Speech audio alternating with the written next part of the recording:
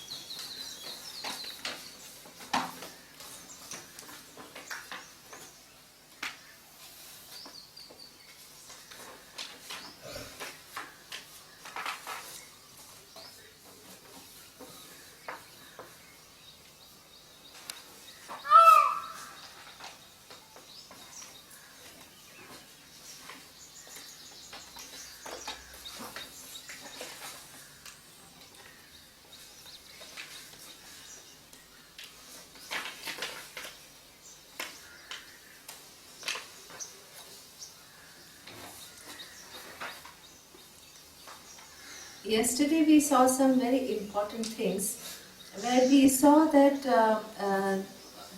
one thing is the absorption of the mind, which includes all the practices. By knowledge, what you get is something which was said to be destruction of mind. Here destruction has to be taken as resolution. Okay? And resolution, what does it mean? What commonly, sometimes people think this is not what it is. Okay? The destruction of mind does not mean that you will have thoughtlessness for rest of your life once knowledge takes place. Okay? Because the thought is something, when it is understood to be mithya, having dependent reality, you don't need to physically destroy it. You don't need to physically destroy the pot to understand that all that is here is clay. Okay? Clay has always transcends any limitation of pot, always. It's not that you have to, the pot has to go beyond and transcend something to become clay. Okay? If the pot, little pot, had a mind, think, okay, and it understood that I'm clay, clay never takes on the characteristic of the pot. Okay? So that means there is no physical transcendence involved. You understand that clay is already free. Okay? So this is something that you need to understand. The destruction of mind does not mean that you will have no thought. You understand the thought to be mithya. Okay?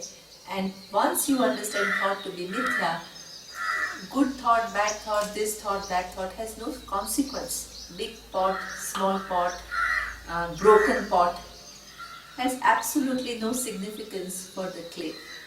That is something which is understood clearly. Okay? So this is what one thing we understood. The second thing we understood, which is very important, is that this knowledge can never be a theory. Okay? We saw that there are two types of knowledges. One is direct knowledge and the other one is indirect knowledge. And the relationship is that whenever the thing is near or available to me, then it will, what direct knowledge will take place. If something is away from me, then it is indirect knowledge. Okay? In the case of I, can it ever be indirect knowledge? Because I is only one thing that is always available to you. Okay? So therefore, any contention that knowledge of I, when you listen to Shastra, will be indirect, and through something else, through some practices, okay, you will make it direct, is really not the traditional position. Okay? But the knowledge involves three aspects: Shravanam, Mananam and Nididhyasanam. That means you have to listen to Shastra, what it has to talk about Atma. You have to reflect on it. Okay? And also then you need to make sure that you understand it correctly and let go all your notions which are deep rooted so that this knowledge shines without any inhibition. Okay? So this is what we call the process of knowing. The third thing which is very important to recognize is that this I is not something which needs to be experienced. It's not a special type of experience. Okay? Why? As he very rightly said yesterday, the infinity cannot be caught in totality in one experience which lasts for a very fraction of a second. When we talk about infinity, it means that from the time of the beginning of the Big Bang of the universe till the time that this is going to go on, the totality can you capture in one experience? It is impossible. Okay? But even though you cannot experience in terms of totality, you can understand it absolutely clearly through inquiry. Okay? How do you understand it clearly through inquiry? You look into any given object, whether this object, and you say this object is nothing but clay, clay is nothing but atoms, atoms are nothing but particles, particles ultimately is just a concept. There is an intelligence which brings about, there is a total intelligence which brings about as though these minutest particles arranges them to make it into clay. Okay? So that the truth of that intelligence is consciousness. What applies to one object applies to all the objects of the universe. Whether it is the sun or the moon or galaxies or stars which are billions of years away, this is exactly the same. The forms are different, but they are all nothing but atoms and particles. Ultimately, the concept, and that the whole arrangement, as we have seen, is done through this total intelligence which we call Ishvara, and the truth of that all intelligence is consciousness. Okay? And whether it is the object of present, it is the object of past, or it is object of future, the principle remains exactly the same. iPhone was not available, mobiles were not available, okay? Many things will available in the future are not available now. We are not talking about the details of objects. There are hundreds of pots which are yet to come. Hundreds of pots which actually went in the past and now they are no more. But once one little pot understands that the truth of I is the clay, and the truth of everything which is at present made up of clay, in the past or in the future, it is always going to be the clay. This is why it is direct knowledge. Okay? If you understand in terms of object, then every object exists within time and space. So time and space also, yesterday we saw, any time, okay, is something which we generally think about in terms of unit of time. And that unit of time can be divided further and further and further and further. There is no end. Okay. Ultimately, like this object, even time becomes just a concept. The units become so small, they are totally intangible units. Okay. And then that concept, where does it come from? From that intelligence. And the truth of that all intelligence is consciousness. Okay. Space, we saw exactly the same thing. The space is generally understood by that which exists, in which everything exists, but we think of it in terms of, let's say, distance. And distance, we saw, is one finite distance of 1 foot can be divided further and further in terms of units. There is no end. Ultimately, it is concept, and that exists in intelligence, and that the truth of that intelligence is consciousness. Okay? So that means consciousness is truth of time, truth of space, truth of every object that exists in the universe. Okay? Whereas everything else that exists has a dependent existence. It is nothing but forms within forms within forms within forms, and ultimately it resolves into consciousness. One thing you have to understand, that when we say it is forms within forms within forms within forms, and ultimately it is consciousness, it may give some idea that okay, there are all these gradations and consciousness is right below. Is it true? When I say that this pot is nothing but clay, where is clay? Is the clay underneath the pot? Wherever there is pot, there is clay. Okay? When I say that this clay is nothing but atoms, atoms are something which are underneath? No. Wherever there is clay, there are atoms there. Wherever there are atoms, there are particles. That means in and through. We are not talking about something down below, which is something which is like at the, like submarine, there is everything there, and then down below is the basis. We are not talking about that. Wherever there is mithya, there is the presence of satyam, as is adhisthana. All these things are simultaneously here. Pot, clay, atoms, particles, just some addition at every level. Okay? The atoms are organized, the particles are organized. Okay? There is, that organization is not my organization. I don't do that. I don't come back and I don't say, okay, now you few atoms come and you become mountains now. You come and you become rivers. You come and you become planets, stars. I haven't arranged that. Okay? So that is what we talk about, the magnitude of that intelligence. Okay? So that means, where is the intelligence? It's at every level there is intelligence. When particles form to become atoms, there is an intelligence at play. When atoms form to become clay, there is intelligence at play. When the clay becomes pot, there is a human intervention. In the human intelligence, as we saw, is my capacity to create something.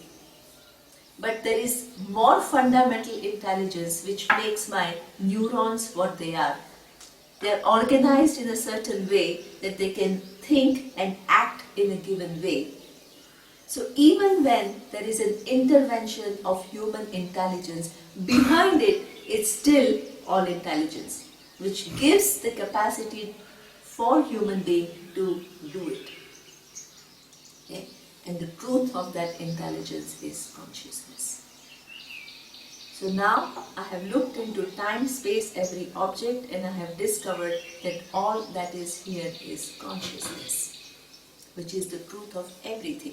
And it is in and through everything. It's not below or behind everything.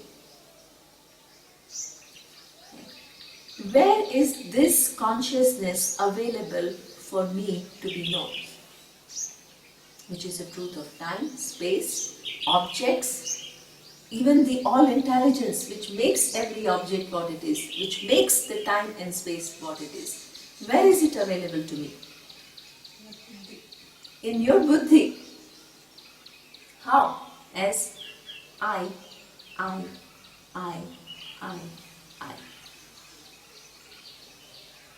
Okay. Unfortunately, because it has a certain relationship with given body and mind, it seems to be only limited to this body and mind.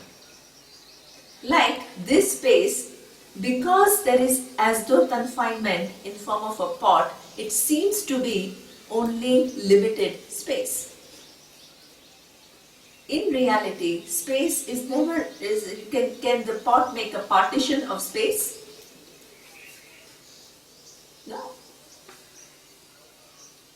That is why when you move from here to here, the space does not move. It's not that there is some specific space here which moves from here to here. In one undivided space, the pot moves. So what seems like the pot space here right now, when this is almost released and here it becomes pot space. You understand that? It's very important. When you move it here, this becomes pot space, as though confined. Okay? The consciousness that is available to you seems to be confined, but it is always free. It doesn't move. When you move, it doesn't move. It has never performed any action, like Swamiji was telling yesterday. Where is the action taking place? You see an object, you take into, you capture that sense object through your sense organs. The signals are sent to your brain. The brain decides something and then you act with your limbs. The whole thing is happening within where? Within your body, mind, sense complex, which is mithya. The consciousness, that sense of I, which has this sense of I am the doer, I am going to engage in this world in order to get that. Where does it all happen? Where? The mind. Yeah, in the mind. Okay? And that mind, it happens. We are not saying it doesn't happen, but here what we are talking about is the very truth of that mind, which is consciousness, which is always free. Okay? So this is what one understands about the true nature of I. Okay? In this way, mind it translates to buddhi. As we have seen yesterday, the mind has 4 different functions. So when we talk about mind, that is coming in the next verse. So I will reinforce that. Well, every time manas, Yes. that is what I mean. Yeah. So we will talk about, in fact I explained yesterday, but it is good you brought it out because today again that idea is coming. So I will slightly elaborate that. Okay.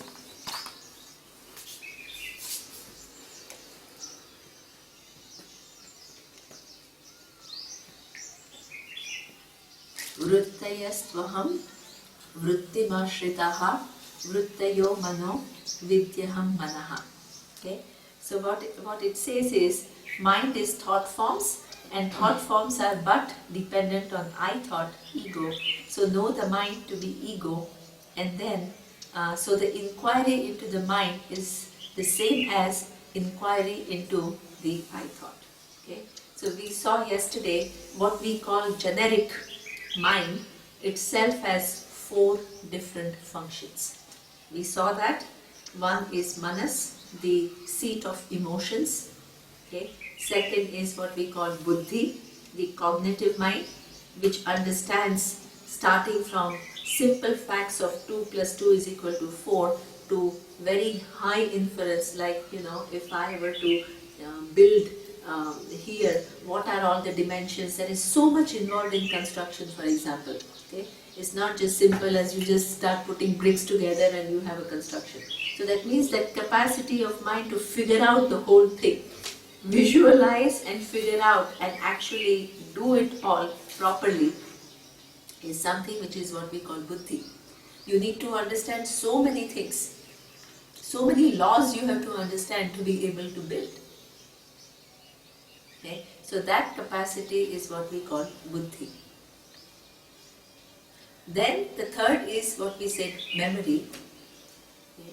And memory is all our capacity to store all the information right from the childhood up to now.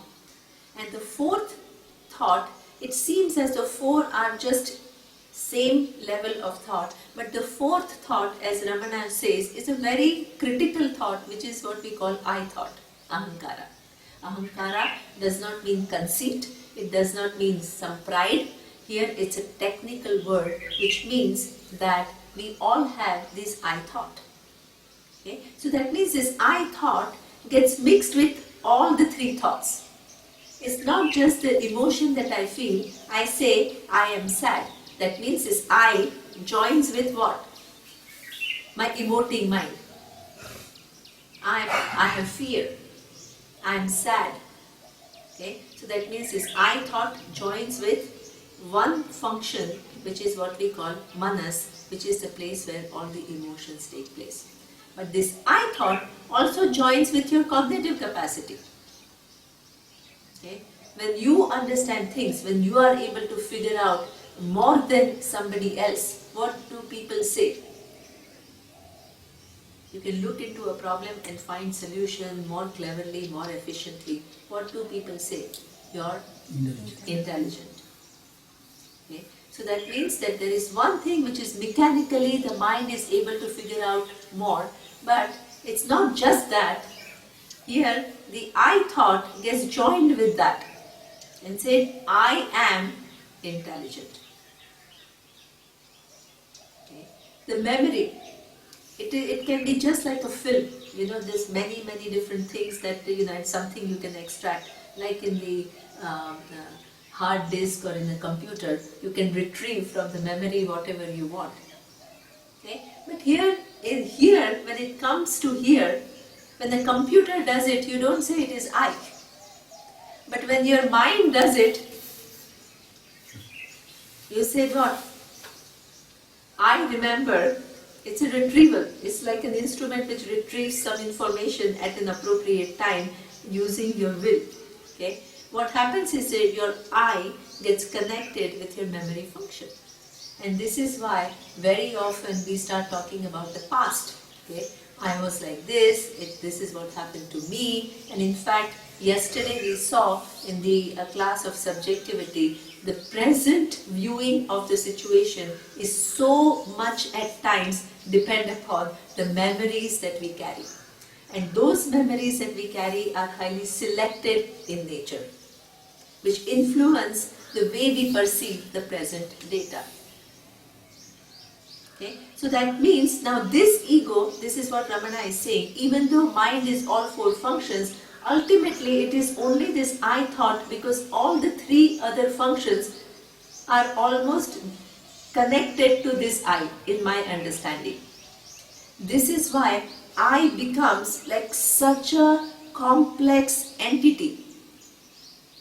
If the thoughts just remain thoughts, because they are just momentary, and you just, as one time is I thought, next time it is emotional thought, third time, and there is absolutely no connection, there is no one entity binding it all together, in fact we would not have any problems.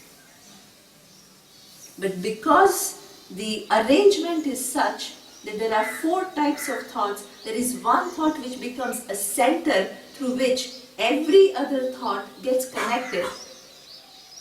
That becomes like a big entity. So this is where he says, when you are inquiring into the nature of I, okay, even though I thought is just nothing but one of the thoughts of the mind, it actually becomes an inquiry into the I thought, because that is the center, that is the seat. We live life giving lot of reality to this I thought. And it is highly complex because it includes what? That I identity is mixed with many different types of emotions, many different types of cognitive capacities, many different memories, and everything is building on the other. So that means the story or the entity becomes huge.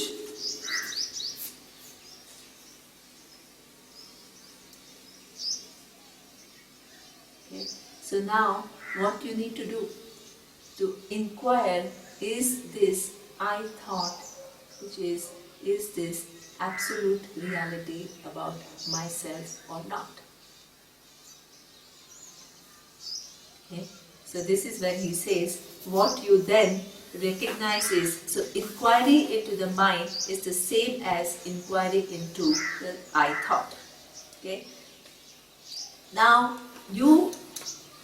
for most of the people, the life is lived taking that I thought as a reality.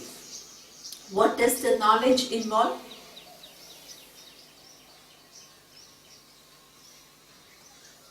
Seeing whether this I thought, which has now become a complex entity, is the reality about, ultimate reality about myself or not.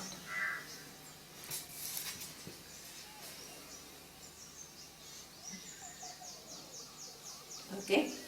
So here, what is the relationship between, this is what Ramana explains in the next verse. It's very easy to understand the relationship between I thought, which is what we call the center, the ego, me, okay, and the true nature of myself. So this is where he says,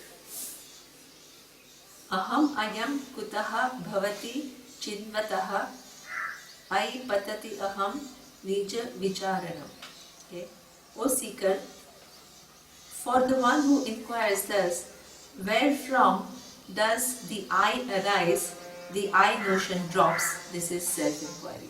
Okay? So this I thought, if you look into it, spend time with it. First understand that this I thought, even though it is one of the thoughts, it is complex because it gets connected with different functions of the mind and it builds on and it becomes like a huge entity. But ultimately, where does this I thought arise? This sense that I have I. Where does it arise from? Mind. It arises from the mind, but at the same time, when there is no I thought, what is present? Consciousness. Absolutely, consciousness. Okay? From consciousness arises this I thought. When the I thought exists, like this table exists, what is the content of I thought? This morning, that silence in between. 1 minute. Let's first analyze the thought I thought. Okay? I thought. What is the content of I thought? I feel I am sad. Next, I am intelligent. I was engineer when I was going to engineering school when I was young. All these thoughts. What is the content of each of these thoughts? No, content. The forms are different. One time I'm thinking about how I'm feeling, next time I'm thinking about my capacities, third time I'm thinking using my memory, but the content of every thought, what is the content? The thought is a form. What is the content of every thought? Is consciousness. So, before the thought arises, there is consciousness. While the thought is present, there is consciousness. When the thought resolves and there is silence, there is consciousness which is present to see that now the thought is replaced by silence. So consciousness is the invariable. Even when the thought comes, it doesn't get affected by the quality of thought, because the thought goes and I remain totally, the quality of the thought doesn't stick to me. We have had millions of emotions from the time that we are born, doesn't stick to us. Otherwise, if everything sticks to I, you will be simultaneously feeling fear, anger, love, compassion, because everything is your nature, that is your intrinsic nature. Everything will be stuck to you. But you are free. Right now you are free. Consciousness never takes on the attribute of the thought. Like wood never takes on the attribute of the desk. So consciousness is invariable and it is always free. Okay. Now, one thing that we have to see very clearly, our orientation that I am as good as this so-called ego, the I thought that we have, is so strong that it's very difficult for people to give up this notion.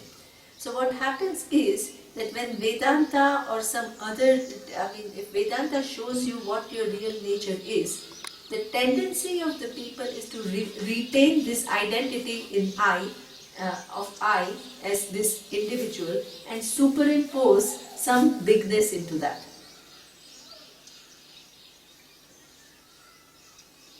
That would be a huge error. What we are talking about as limitless is not this I thought with its function of getting connected to different aspects of the mind.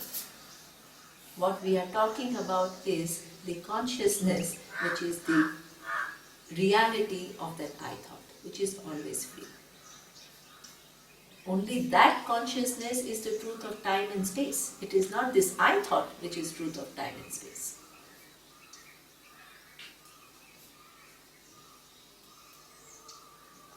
Okay? So that means from where the I thought arises.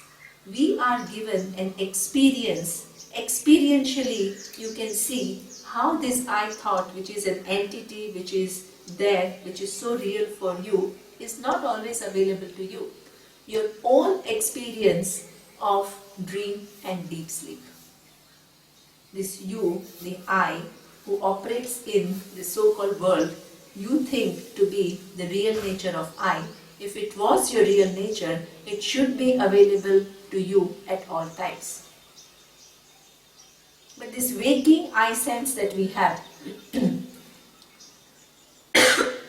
with all these different notions about who I am, when you go to sleep, do you have any of these thoughts with you about yourself? You have any of these self-judgments that you have in waking about nature of I when you go to sleep? You drop them all. This is why psychologically they say sleep is highly rejuvenating, because it's one time that all of us, we drop our notions about I. All the limitations that we feel, which makes us feel that, oh my God, I'm a failure, or my dissatisfaction, my frustrations, all these things I drop completely when I go to sleep. If all these different thoughts were my real nature, I should never be able to give it up. Okay. Experientially, each one is given this experience where you experience yourself free from this I identity with this I thought, which is what we call ahankara. In dream, what happens? You create a totally new world, and the way you experience the dream world, you are a different entity altogether. Okay? You could be sleeping in Coimbatore, but you could be dreaming about Doha. You're in the dream, you are just creating Doha, and that how you are going back home, and then so that the whole thing is totally different. What it shows is that this so-called identity is really myself. Then it should stick to me at all times. The very fact that it comes and goes, in fact, out of 24 hours, this I identity that we have in waking, out of 24 hours, for how much do we hold on to? For how many hours? 8 hours go in sleep. So every day, only for a limited time, we have this I identity. But even that is variable. At times I feel happy, at times I feel sad, at times I feel very caring towards people, at times I feel that I'm self-centered, I think only about myself. So even that is varying all the time. Variable. Comes and goes, comes and goes. Okay? So that means that conscious, so that means I'm free from this I sense that I generally think this is the truth about myself. While waking, it keeps changing. In dream, it takes a totally different identity. In deep sleep, it resolves. What remains invariable in all three, when you have this I entity operating in the universe, what remains invariable is what? Consciousness. In dream, when you create an as though new environment and a new entity, is awareness there or not? Awareness is there. In deep sleep, when there is no thought whatsoever, is there awareness or not? Yes. So that means this awareness is something which is in and through the experiences of waking, dream and deep sleep. And this I entity that you think you are is actually belonging only to the waking hours.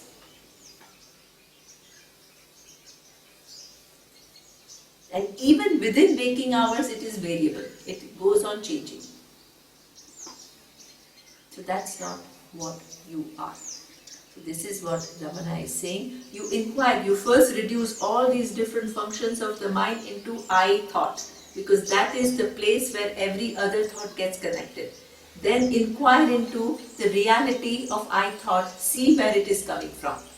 What you will find is consciousness from which it arises, by which it is sustained, and unto which it resolves. This keeps on changing. Within waking, it keeps on changing. In dream, it changes totally its characteristic. In deep sleep, it resolves. What remains invariable, always free, is consciousness.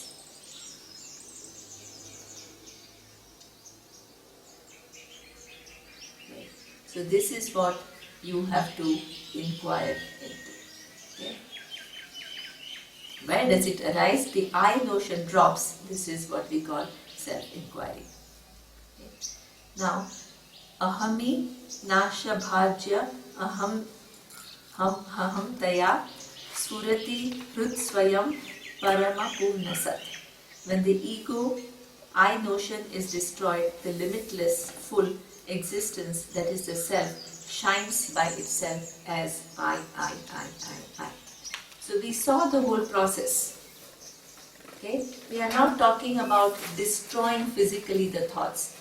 We are talking about inquiring into the nature of thoughts and then arriving at the truth of the thoughts.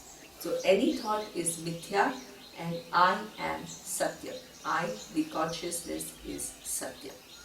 Now, here one thing I want to, the ego is destroyed. So now let us go one step beyond, and I want to come back to your question that you asked yesterday about what is jiva. Okay? So I explained briefly, but I can explain more in detail. Okay? So that the so-called ego is destroyed does not mean that just this I thought is understood to be mithya, which is a fact. Okay? But the implications are very big. The implications are the following. Up to now, when we did the inquiry, we said this physical body is not I, and this mind and the capacity of the sense organs, which is part of the subtle body, is not I. Okay? So these are the two things we have seen. The physical body is what we call sthula sharira. The subtle body is what we call sukshma sharira.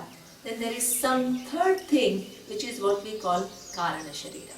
So we have to look into it a little bit more in detail, what it is. Okay? So in order to look into it, let us now see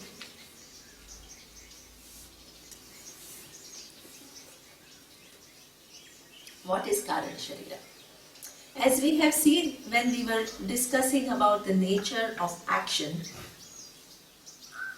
we saw that when I use my free will and I act, there are two types of result that come to me.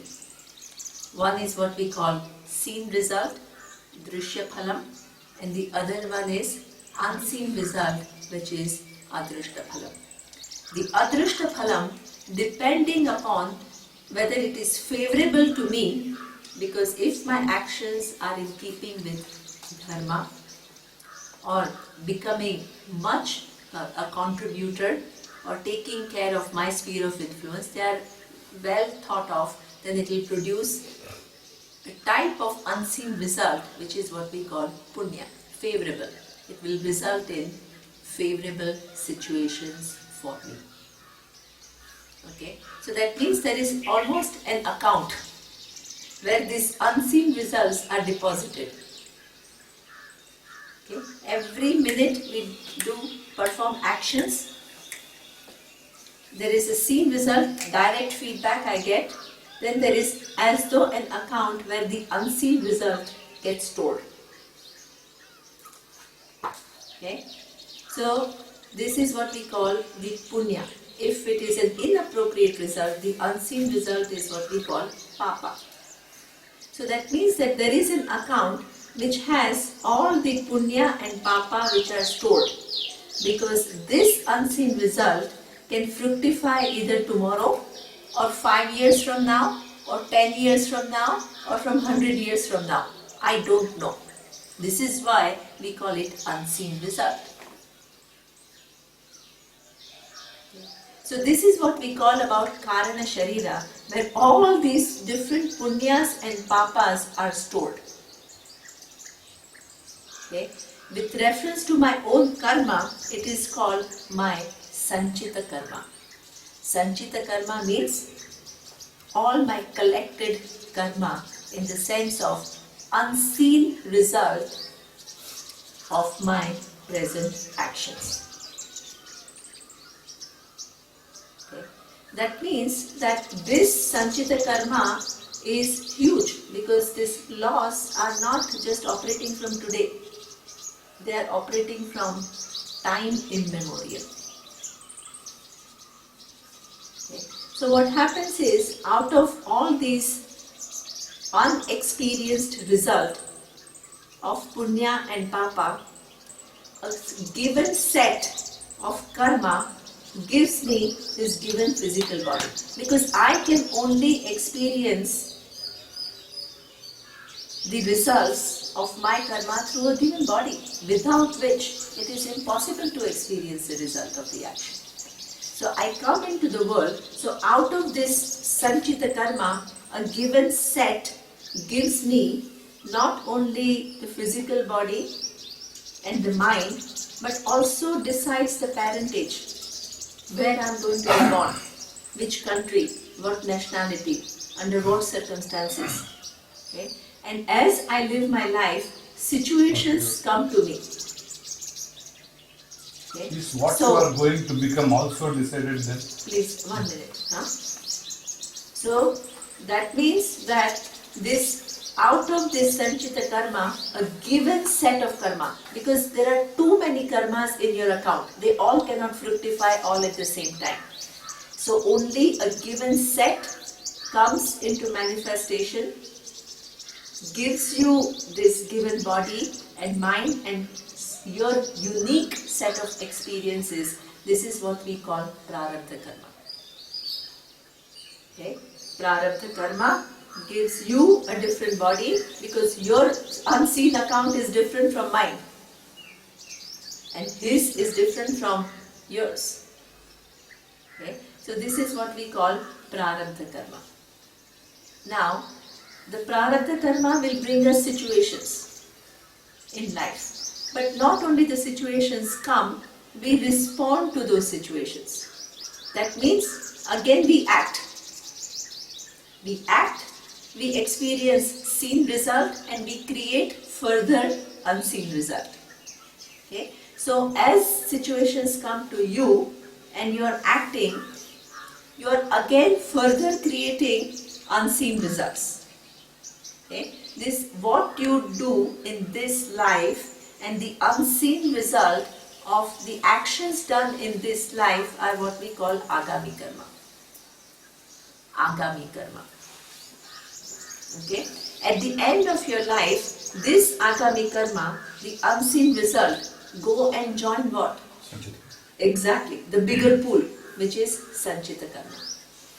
This is how, and that from that Sanchita Karma, again one set of karma will fructify and give you another body, and another mind, and another situation.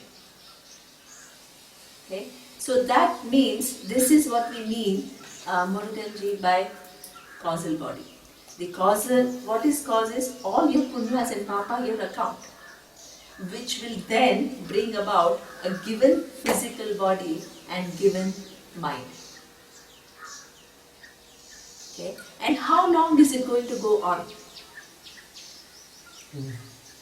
It's going to go on and on and on and on. This is why in the first few verses, if you remember, Ramana said, not only karma will not get you out of this, it will further entangle it. Do you understand it now? The way the whole mechanism works, it is self-perpetuating. Okay? How to get out of it?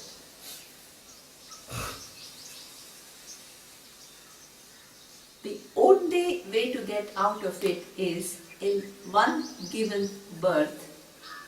When you come with a physical body and mind which is capable of inquiring, you ask, am I this little individual who is performing karma, accruing the result of those actions and experiencing the result of my actions through this whole mechanism of physical, subtle and causal bodies. That means, what am I addressing? This ignorance. The ignorance which is, in fact, who I am is that awareness, that consciousness which is totally free, but it appears to be one individual, and that individual performs actions and accrues result and finds oneself in a loop which one can never get out of.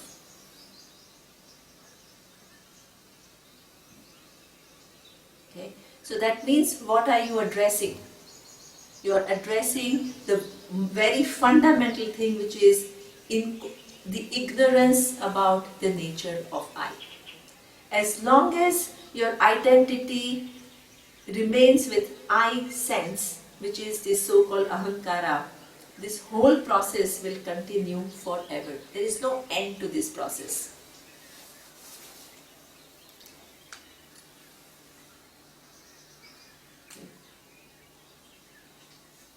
The only way to get out of it is to act at the level of ignorance. You take this tree, you cut it here, what will happen? It will grow again after a few years. You cut it, grow again. This is what we call one human life. The physical body and mind goes, the roots remain. What are the roots? All are karmas. Okay? Will bring about another body, another body, another body. No end to it. Where do you, if you want to eliminate it, where does it go? Where do you have to take care? At the roots. Okay. So this, what Jiva is, now we have to understand. Jiva is an entity where awareness, due to ignorance, is taken to be one given entity. That given entity comes in a given form, experiences the world based on one's karma, and in the process accumulates new karma, and that process goes on and on and on and on.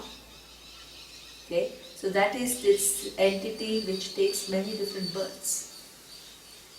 This is what we call Jiva. What is the truth of that Jiva? It is consciousness. But due to ignorance, it is identifying with physical and subtle body, which will somehow continue to keep its causal body intact, the karma. Okay? So this is what, when you address this is not an ordinary inquiry. Okay? We as Jiva have had countless births, countless. And not only we live in our life, but we get further entangled in life. At any birth, if you begin to inquire into who you are and come to this knowledge, it is a huge fundamental shift. It is not perpetuating this position of mind which I have been carrying for cycles and cycles and cycles of births. Okay? And this is why it is such a significant event in life of the jiva to come to this knowledge and to have the knowledge as it is meant to be, because there are so many different variations of this knowledge which are going around, which are not, is either people make it experience based or people make it thoughtlessness. They look into this knowledge, but they have their own, they add their own notions. They don't give it as it is meant to be given, and as the reality is. Okay? So this is when you are eliminating this I notion, which is really not I, but coming to the truth. What you are doing is something which is very, very fundamental. Okay? Because you are incorporating all three. So this is what he says, that there is this, the I notion drops, and that I notion drops has, what happens for the wise person. Okay? Generally for everyone else, what happens? For everyone else, after this body goes, as I said, the karma that I have done go into the Sanchita karma account. Okay? For the wise person, what happens? Now I know that I am not the I thought, but I am consciousness which has never performed any action. It has never performed any action, in which all actions take place, in which time and space exist, in which every object within time and space exists. They have their capacity to perform actions, they get result. The whole thing is arranged by what? One intelligence, which is what we call Ishvara. Okay. What happens to the person who understands I am that consciousness which has never performed any given action? What happens to the Sanchita karma? What it says is that it completely drops. The account is falsified because this person, the ego, who thought I am the karta, I am the doer, I have to engage in the world to get something for me. Okay? That whole entity through knowledge is falsified. So that means the entire Sanchita karma, everything that was in your account is now closed. Okay?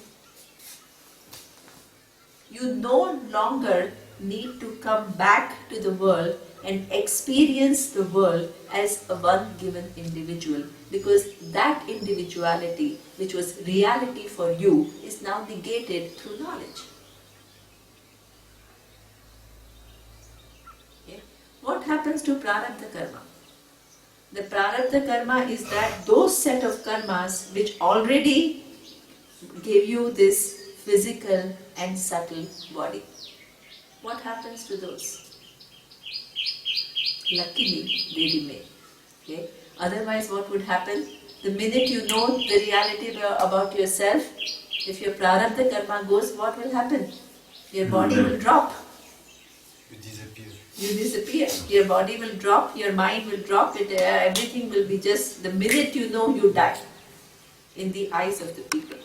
But that doesn't happen. Okay? That doesn't happen because of two very important reasons. One is that all these billions and billions and billions of years, you have lived as one individual with totally overwhelmed by the forces of the universe. Now you are given few years to live with a totally different perspective. You live with the understanding that now this pot space recognizes I am limitless space. I am only as though confined in this pot. This pot doesn't confine me at all. In fact, the pot exists in me.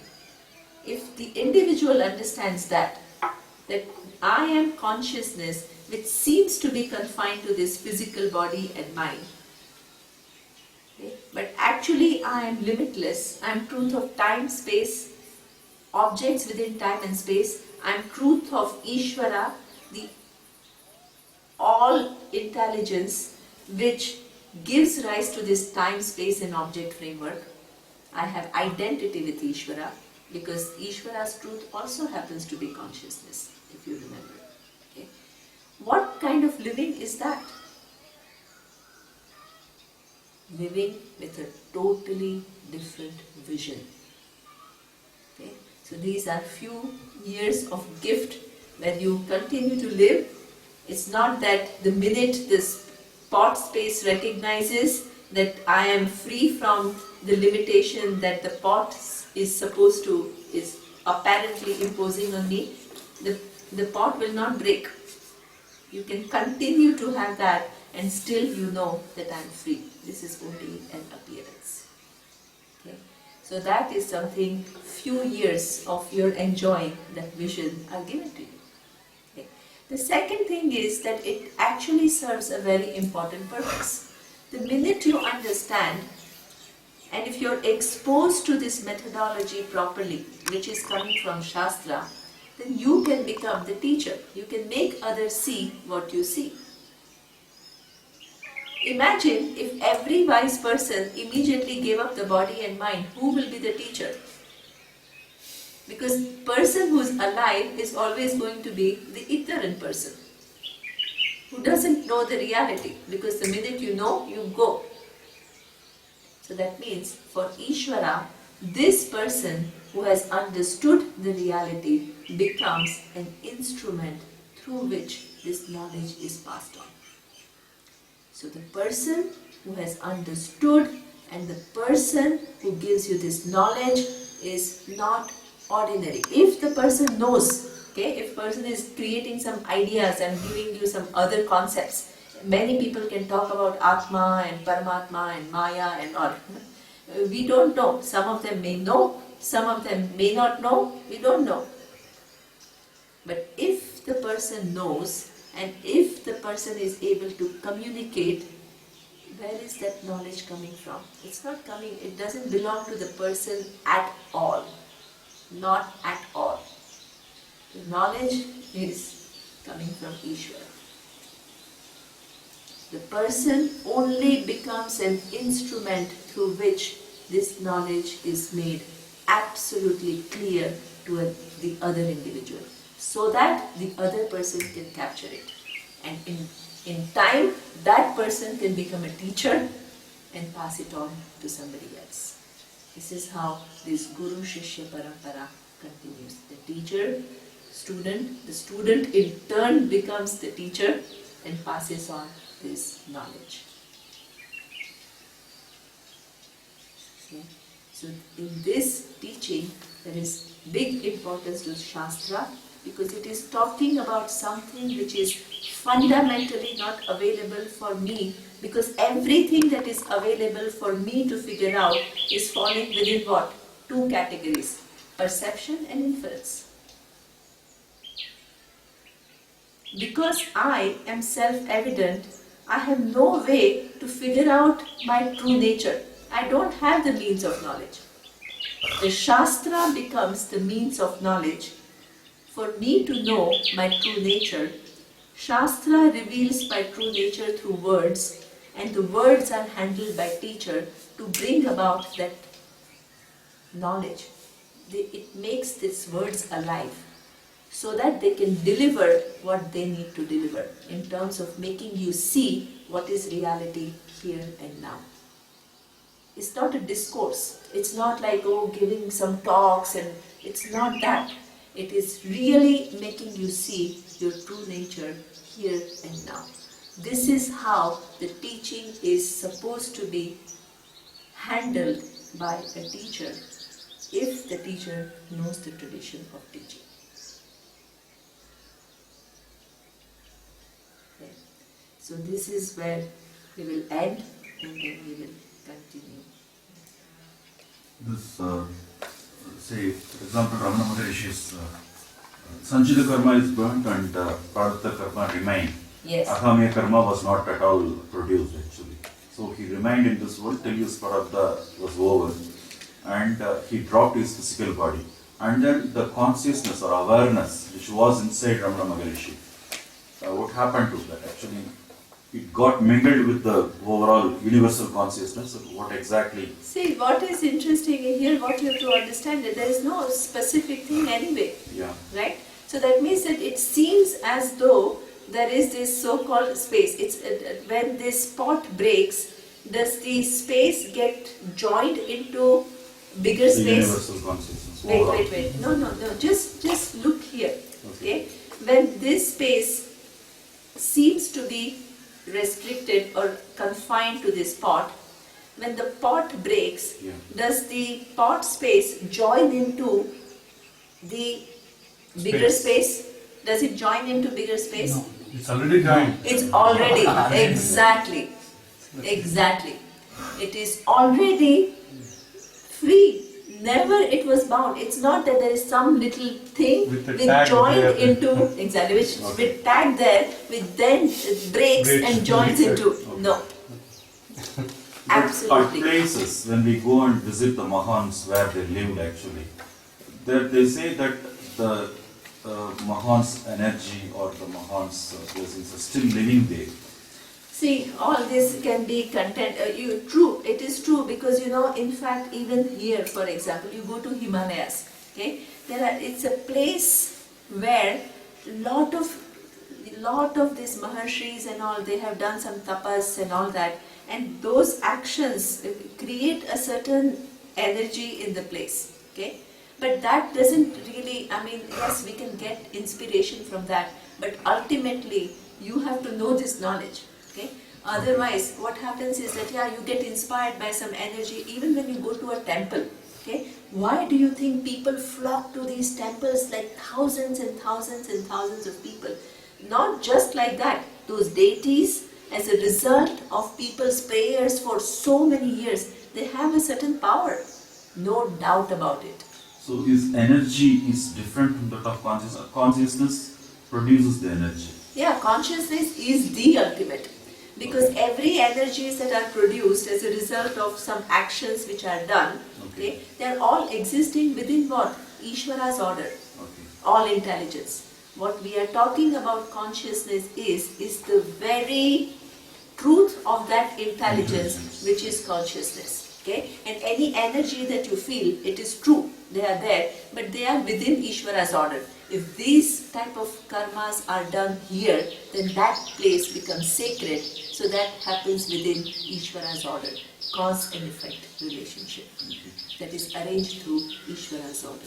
So more than that energy is the intelligence which makes those space, because of taking into account the types of actions that were done there, will give a different kind of flavor to it's a subtle kind of energy into that place. But what we are talking about consciousness is not just that energy, not at all. More than that is the order which makes that place sacred due to karmas, and consciousness being the truth of that. So we are talking about something which is much more fundamental than energies, without negating the fact that there are energies which are created due to karma. So like when you, in fact, it's very easy. When you become a good person, you create positive energies in the sense that people are attracted to you. Okay? So that means anytime anybody does some good karma or does something where you are extending your, first starting by following the ethics. Okay? Then later on growing to become more giving, more loving, more compassionate, every time you create energies around you. Okay? But here we are talking about is not just creating those positive energies through effort, through good karma. We are talking about the whole entity which creates all these good the karma operates within the laws, and the intelligence, the truth of that is consciousness, which is free from all attributes.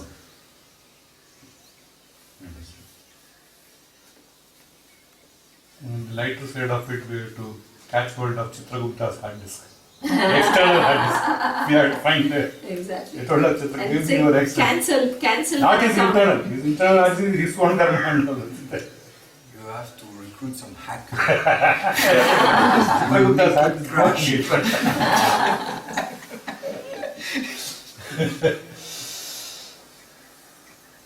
Om Purnamadav Purnamidam Purnat Purnamudachyate Purnasya Purnamadaya Purnamevavashishyate.